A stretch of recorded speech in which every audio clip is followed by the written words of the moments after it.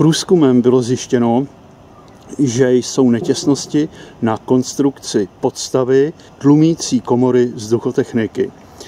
Naším úkolem tedy je tento stavební prvek rozebrat, zhotovit vodotěsnou krytinu na této části a uvést vzduchotechnické potrubí zpět do původního stavu. Jakmile jsem do toho říznul, tak z toho ihned začala vytékat voda. Tak, co tam máme za krásu?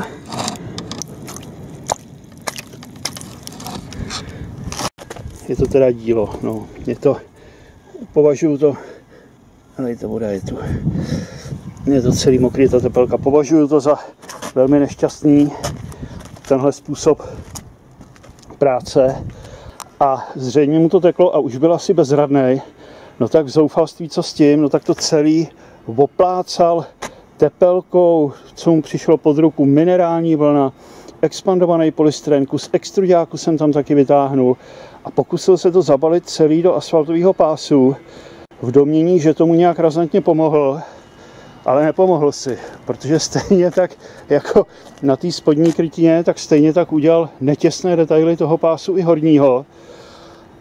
Honem to zkusím natočit, než to sluníčko vysuší. Podívejte se, jak je to tady všechno mokré pod tou krytinou. Ta vata, to je všecko nasáklý vodou. No, není divu, když si tady ten prostor pod tou trubkou zaplnili tepelnýma izolacema, no tak není síly, která by tu krytinu tady vodotěsně napojila.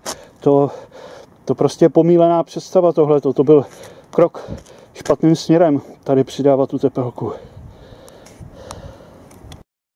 Tady na této konkrétní zakázce původně jsem si říkal, že to ocelové víko té komory natřu barvou, ale ono to nebude možné, nebo nebude to dostatečné, protože jak tam ti předchůdci moji prokotvili tu tepelku, no tak v tom víku jsou vyšší jednotky děr, ty není možné vysledovat, to je prostě rizikové, čili tady já to budu muset přetavit, výjimečně zde, budu muset to ocelové víko přetavit asfaltovým pásem.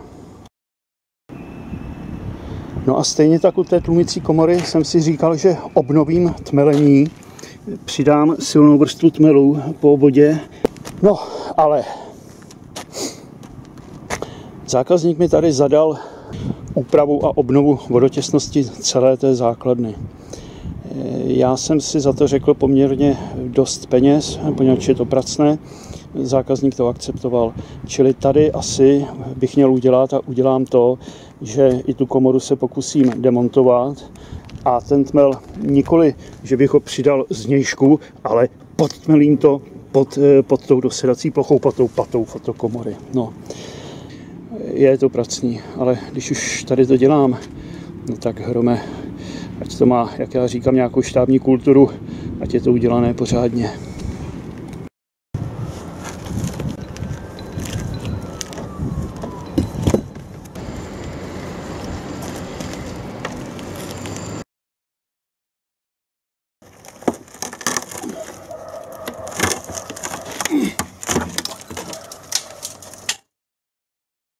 Jsem určitě nezatékalo, že?